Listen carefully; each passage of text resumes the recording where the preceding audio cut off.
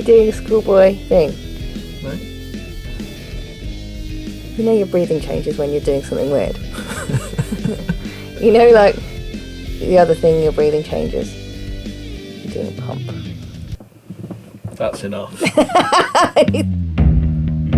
Hi, we're the Caligaris. I'm Lou. And I'm Russ. We live on this boat with our 2 cats. And Mr. Wiggles. He's my dog. Inside the boat is an awesome recording studio, and we release music under our name, the Caligaris. We both work part-time to enable us to be creative as often as we can. Lou is a HR director in London, a bit further down the river. And Russ runs a video production company. I suppose our philosophy is to enjoy a work-life blend. We've just started to release our music to the world, but how do we let people know about it? Yeah, that's the bit we can't do. So we thought we would film our journey whilst we learn how to.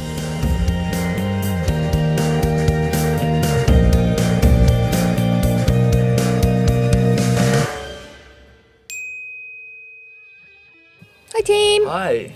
Welcome to the Christmas special. It's all a bit of a weird setup. Where do you think I should look? To that one. Okay. Or that one? Well, I like this one. What about if we look in the middle? Okay. Then, I don't know, who knows? We just need to look at all the different ones because you chop and chop it anyway, don't you? Chop it, chew. It's been a good year. We started this thing. We're really enjoying it. Yeah. Big thank you to our sponsors, Aston Microphones, for without them we would not be able to continue doing it. And these and all of the microphones that you've seen on Thames Times, we've only used Aston. They're an incredible British brand. Check them out. And we'll be doing some giveaways, shows, competitions. You make it sound so exciting. But it is. Yeah, I know. There's I know a lot it is, but happening you next year. don't make it sound very exciting. Oh, yeah, that's just my style. It's very hard to engage with you whilst not actually looking at you. But you can see me there. Why It's are like we... talking to someone in the mirror. Yeah, that's a girl thing. We are sat like this. Because we're going to perform our Christmas song, Christmas Without You. This is Charlie. Are you trying to be serious? No, not at all. I just don't know what we're talking about. I want to wish everyone a happy Christmas and a happy New Year. What's coming up on this episode then? On this episode we've got our Christmas song. We've got Pocket Sun. And we're speaking to Bobby Bloomfield from The Rattle. From his office in LA. La La Land. And we've got something else as well. What's that? I think you've forgotten because I we have. filmed it the other day. Was it? We're singing this song with this man. Oh, fuck! The best thing ever happened! The fucking best thing ever in the world that happened! From the park you hear the happy sound of a carousel. You can almost taste the hot dog and french fries they sell. Under the boardwalk, down by the sea, yeah. On a blanket with my baby, it's where I'll be. And Very nice man. We're going to, check out the interview Yep. here. And there'll be a longer version, won't there? Yeah, we have a so small with the interview? podcast of Yeah. the last episode, which came out just last week, and this episode, each interview is like literally Same 45 minutes long. It's so there's Paul Glover, Marcus Data, Butch Leake from the Drifters. So all of the interviews are much longer. But not boring. No, Just I more think, in depth. Well, talking of boring, we're really asking for people to give us feedback. Yes. To get the format of the show right. As you Yeah. can tell, if you've been watching any of them, we're kind of winging it. And we've had some people saying they like it long. Some people like it long, some people like it short. Some people aren't interested in bits of it, Yeah. but other bits. So Yeah, let us know about the format because we could break it down into its different component parts. You could have more of me, you could have less of me. Up, down. more cake, less cake. Always cake. There's no cake this episode. Well, there's a bit of a continuity issue, isn't there? We had With these. this. These are supposed to be like a little feature, and these little guys are supposed to be there, but someone's chomped their way through 3 tubs. Honestly, you've got to stop inviting people over here. Why are all the yellow ones left? They're caramel cakes. Yeah, I don't When they like had them. the I mean, different- but when they had the our diff- guest didn't like those. when they had a different wrapper on them, Yeah. and they were scarcer in the tub, everyone used to dig for them. Oh, but they were But always no. shit. We always knew they were shit. Don't believe me. And these are rubbish. Don't bother. And the purple one, everyone's favourite. The one. Like 3 or 4. Well, in the tin. How would you know? Good point. Have you been scurrying them away? Want to stay with me tonight? 100 degrees Fahrenheit. That song comes on the radio. A supernova in the snow. An elephant in the room. Tried to anchor my mood. No longer in Earth time. Where did those hours go?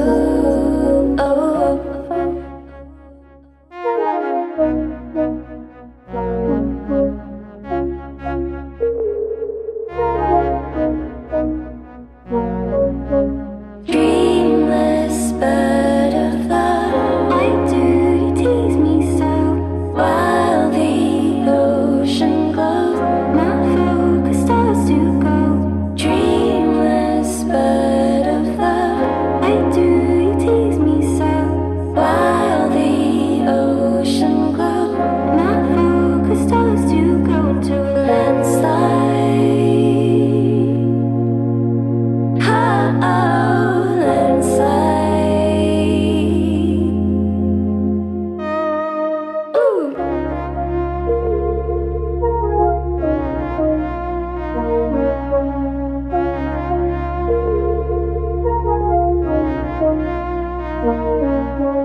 Olive tree by my window. Why do you look different today? Mountainside across the road. Golden woman every way. You dipped me in the cold water and left me dry to meditate. The storm takes the sky. All the rain stings my eyes. Dreamless butterfly, why do you tease me so? While the ocean glows, my focus starts to go. Dreamless butterfly, why do you tease me so? While the ocean glows, my focus starts to go. Dreamless starts to go. To go. While the ocean glows.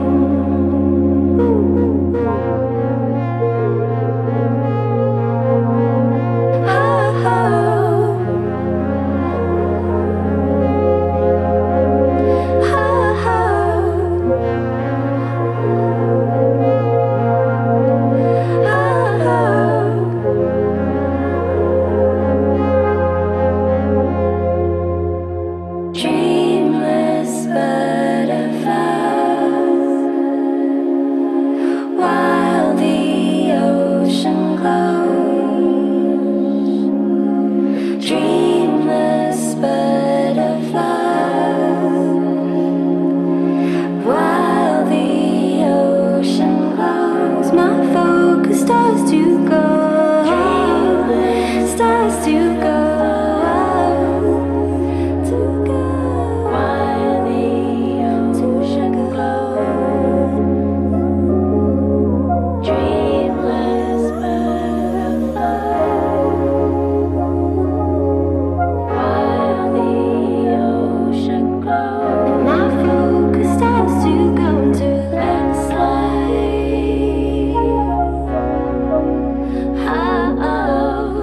Landslide. Into landslide.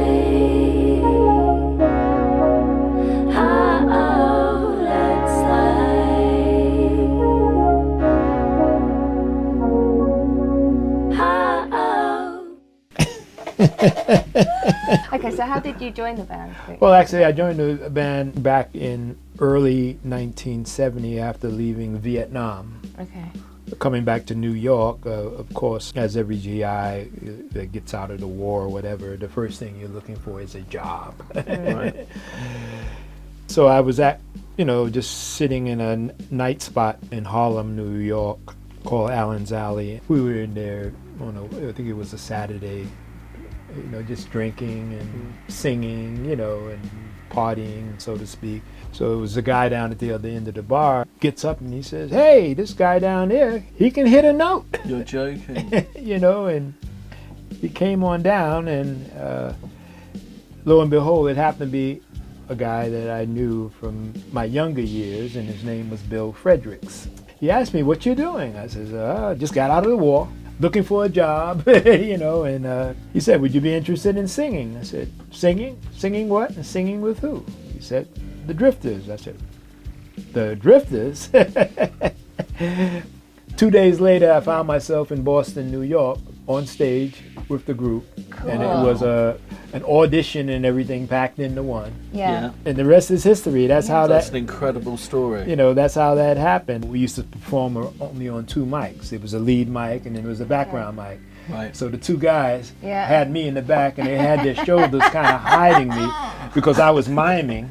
Right. I didn't know what I was doing yet. Of course, yeah. So I remember after the show, I said, did I make it? And he said, "Yeah, you're okay." They were talking about going to a party that night at another club and this and that, to hang out and so on and so forth. I said, "Where are we going?" And Johnny Moore looked at me and said, "Where are you going?"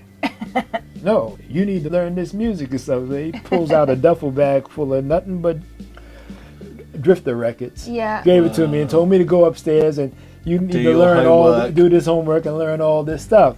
I wound up learning all this music, Yeah. and they didn't know it all. And how did it work? Was it sort of part harmonies, or did you guys, the backups, all sing the same stuff, or did you have to work out like I'm doing that line and you're doing that line up there? Well, yeah, I mean, it was kind of part harmony. The strange thing about the Drifters, we hardly ever rehearsed. Really? That was something that we never did. A lot of people say, "Oh, you guys are so polished and this and that." Everything we did, we did it on stage. So if there was a new song, we did it on Did it? If it was a routine or whatever, Yeah. it kind of was worked out on stage Yeah. as we did it. That's how we always did it.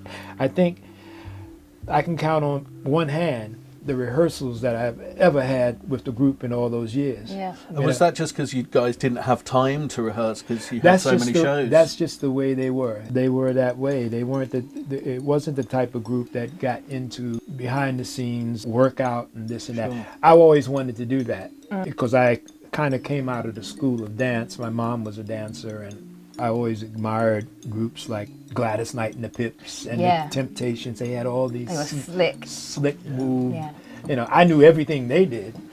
Get the Drifters to do that. So in the earlier days, they did more dancing and routines and this and that. But in the latter days, no. I used to do all the dancing. I used to tag the show with a 5, 6, 7 minute number. Okay. Whether it was tap or doing all the splits and Wow. acting crazy on stage. Yeah. But that would tag the show, and that was the highlight of the the whole show. I love tap. Do you? Yeah, I used to do tap. Okay. Bit of Yeah. time stepping. Yeah, it was a lot of fun, Right. Yeah, I mean, that was good. I remember talking about tap. I remember we Yeah. were in Las Vegas and we were doing a telethon for Sammy Davis Jr. Oh, lovely. Yeah. And so he liked to watch his acts that he's going to have on the telethon. So I remember we kind of doing our number, kind of auditioning what we were going to do. And then, of course, I had this tap number at the end. He's sitting in the wings looking at me. I was, of course, nervous because he was the ultimate when it came to that kind of stuff. Yeah. And he gave me such a nice compliment. I was like, so my head got like that big. You just sauntered back over to the Drifters, goes, guys well, look at me. Oh, you think you're something now. Yeah. Just shouldering you up. And the same thing happened in South Africa in Cape Town. right. We were doing the show, and it was in aid of. You remember Professor Barnhart? No. He pioneered the heart transplants here Oh, yeah. in the Yeah, UK. yeah. Okay. Well, I knew him very well too. You know, he became a good friend of ours. He lived in South Africa, of course. When we were there, he came to see our show. But who also was in the audience, the legendary Fred Astaire. No way. And he saw me dance. Fred Astaire gave you props for dancing. He gave me some props. Does not get better than that. And I mean, that's the guy I grew up with, and my watching head, all of and his my films. head grew Yeah. even more sizes. Quite rightly so, to get you a new hat. I came at the right period where I was able to meet many of the legendary artists of that period. It's like when we were working Las Vegas, you know, people like Frank Sinatra was still around, and like I said, Sammy Davis Jr. And I met Shirley Bassey, you know, and we had Ingeborg Humperdinck and Tom Jones. I mean, you know, we Just would all around. yeah, but we were also the kind of act. We were the entertainers' entertainer. So the big stars, they were working the main room, and we were working the lounge. And of course, the lounge, you did like 4 or 5 shows through the course of a night. When the main acts, you know, they finished their shows maybe about, you know, 1 o'clock in the morning. They would all come down to the Sahara and sit in to watch the Drifters. So we might have any and everybody in there. I remember one show we did. Who did we have in the audience that night? Of course, I remember it was Gladys Knight. She was there, and I think Bob Newhart. Oh, the comedian. Yeah, he you know, he was there, and then we had Dionne Warwick came up stage and sang background with us on What a stage. night. And they were the original girls on all the Drifting songs in the early days. Yeah, and of course, no one needed to rehearse. For me, because Yeah. I was young then, I was with the group. I was very impressed by all that, Sure. you know. Yeah. What a great first job after the army. Yeah, it was. Yeah, it was a lot. It was a lot. It was a lot of fun. So we're interested in, you know, maybe the things that you've learnt in your current journey to, you know, promoting your products or filling a show. What are you finding is kind of working for you in terms of finding an audience? Learning first how to be your best PR. You know, it's because it's all about you. It's all about the story. You have to find that story, whatever it is, and home in on just that.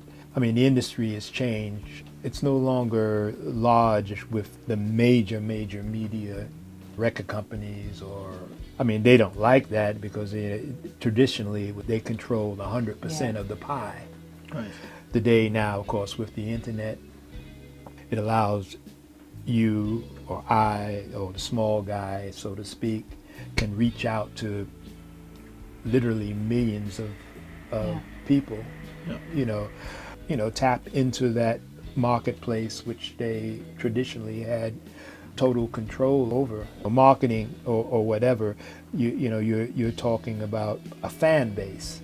You know, and even big companies this day and time they're struggling to learn. With artists, you know, you look at people like Lady Gaga, for instance. They are their own marketing. Yeah. You know, They have a brand them for themselves, their brand, aren't they? their own brand. I mean, Madonna, she's a prime example of one who went out there and just did it herself and did it her way. When the legendary Prince was alive, he got tired of the record companies and this and that, you know, and he decided, hey, I can do this myself, you know, and he had the fan base, put out his own records, and he made a mint just doing that. It really comes down to finding that niche, finding that story, that niche, building that fan base in whatever way that you can build it. I began to build it by blogging. So I tell people sometimes, you know, who start out, write about something. And that's the key. Once you find, there you go. We are entertainers, we're this or that or whatever, but people are interested in human interest story. What do you do? You know, what do you like? People like to hear stuff like that. Your story with the Drifters, it's such a warm, it's something that, you know, I would be hard pushed, I think, to find someone that I know personally who wouldn't know who you guys are, and certainly, most definitely, would have heard your music. Oh well, yes. I You know, mean, it's in the public kind of Yeah. consciousness. Yeah, Yeah. the music is there. I mean, everybody. It's hard pressed to find anybody that doesn't know the Drifter music. Okay, of course, a lot of the younger generation are just coming into it. Sure. And but once they latch onto it, they're hooked because they are the kind of songs which everybody can identify. If I ask you, what were you doing kissing in the back room of the movies? On a Saturday night. On a Saturday, yeah. I don't want to speak ill of my wife, but she's doing more than kissing. I was not. I do not sit in the back row ever, and this is because of people like you and you. No. But the songs had those kind of titles, Under the Boardwalk, Up on the Roof, you know. What's your personal favourite? Well, actually, a guy that I knew from as far as our era was concerned, one of the songs that I like, which wasn't a big hit. Right.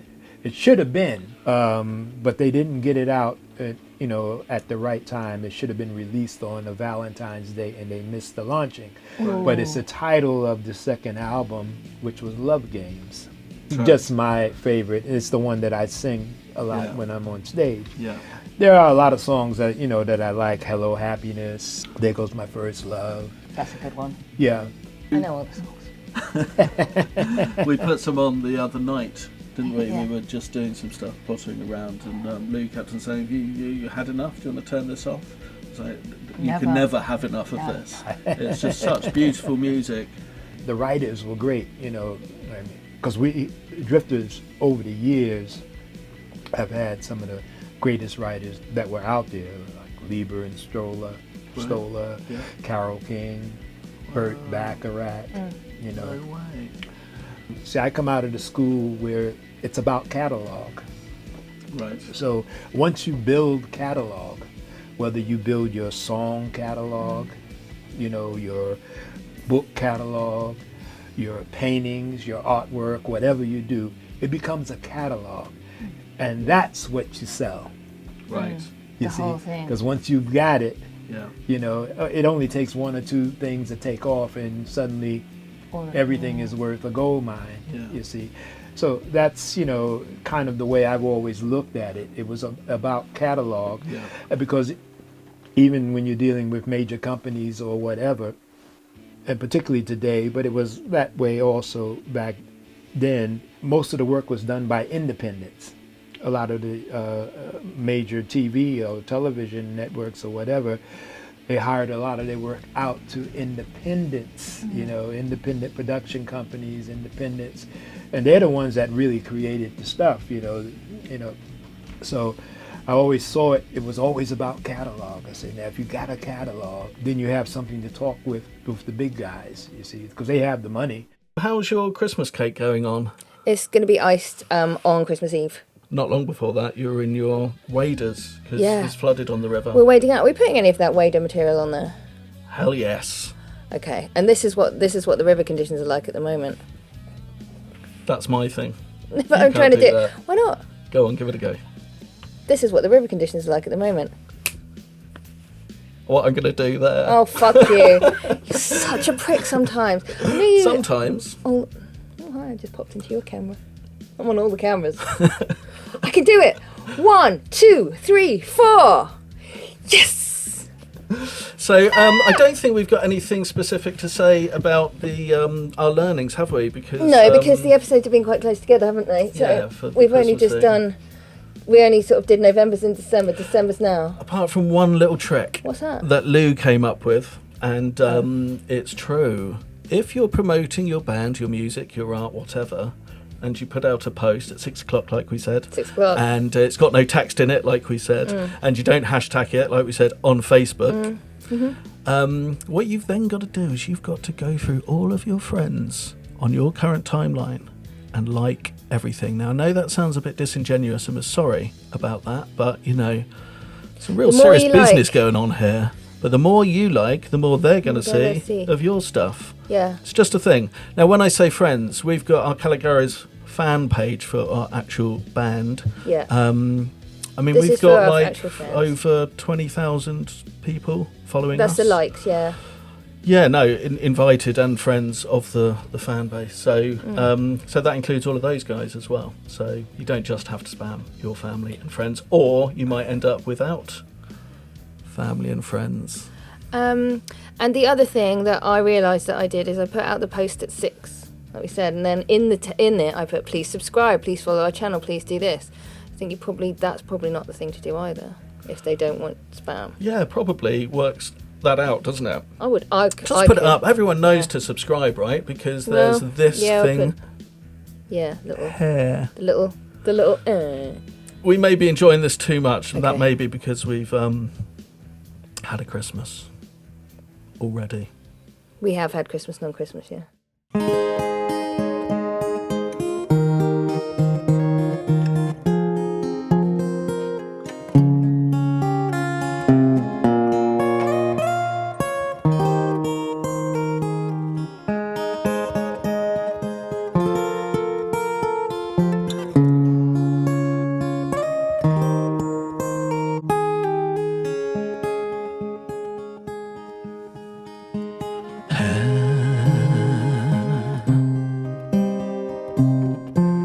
Alone another year. All the shells have been shopped dry,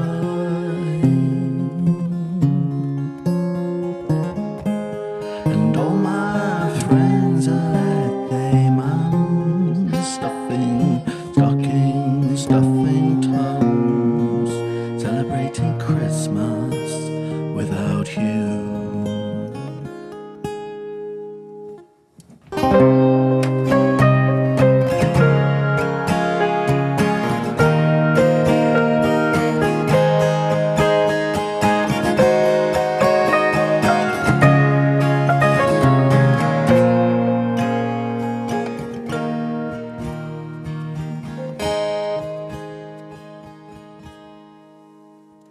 Come sit down. Let's share just one more bit.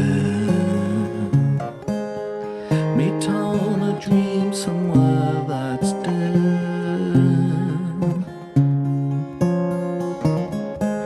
So raise your glass and make a toast to absent friends. Let's make the most, celebrating Christmas without them.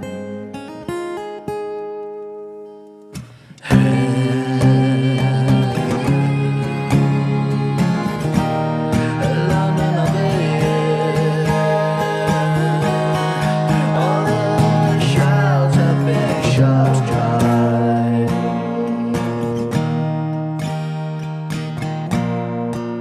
Celebrating Christmas.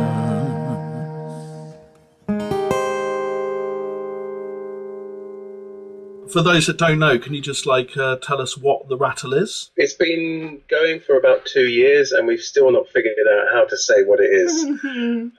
So depending on who you are, if you're an artist, the best way to explain it is that we're trying to do punk version 2, where artists take control of their own shit and leave out the old industry.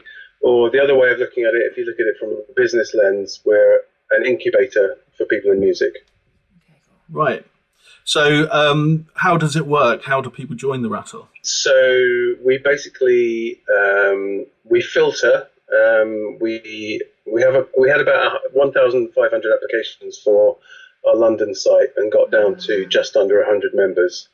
So it's the sort of quality that would have got signed about 15 years ago when people used to get signed. And basically our mission is to become the source of a cultural renaissance, and to sort of fill in the cultural gap that's happened since streaming and piracy. I think we've all noticed that the headliners at festivals are old white men from the 80s and 90s. Yeah. And that doesn't seem right to me. So I want to get back to the. I remember the era when the people on stage looked like the people off stage. You say your London site, that's in Tobacco Dock, right? Yeah, Tobacco Dock in Wapping. So what are you doing in LA? I am here opening Rattle LA. We've taken over a 100-year-old movie studio, and we're putting in studios and a venue and space to work, and we're doing the same as London. So when people get chosen, filtered by you, and they join you, it's basically you're mentoring them, I take it. So it's like a development that we used to get in old record label terms. Yeah, but then it also is the label bit as well. So, okay. So we find people who are great, who want to collaborate with other people. Yeah. We don't just have artists. We're about 70% artists. The rest are music startups, people who make technology, and managers and small labels and stuff. And we just give everyone what they need to start their own business, whether their business is a band or a solo career or a label or whatever. So that's mentorship, studios, production, all that kind of stuff. And at the moment, our business model is essentially you pay as if it's a co-working space, and that helps us keep the lights on. But the thing that we really care about is growing and growing. So after Rattle London, there's Rattle LA. After Rattle LA, there's Rattle New York, and then Rattle Manchester. And what will happen in the end is that we've created this network of DIY founders in music. And so if you're a Rattle member in London, you can fly to New York and record there, or get some mentorship there, or do a gig. Or if you're from LA, you can call up someone in London and say, "Can I crash at your house?" Cool. when I'm on tour. It's weird. It's really weird. I've had such a strange life. For a very small period, I was a bit of a rock star and went around the world. And then after that, I was doing music for German toilet cleaning commercials for 5 years. Yes! And now I meet really fascinating people from things like London and Partners and investors. And my job is to sort of put all these diverse people together and try and save music. So it means at the Rattle, you'll get like a blue-haired trans communist with nose rings sitting with like a capitalist tech CEO, and they're working together because they both love music and want to save culture. So. I really appreciate you taking the time to do this, and I can't wait to see you. And don't have too much fun without me. We will.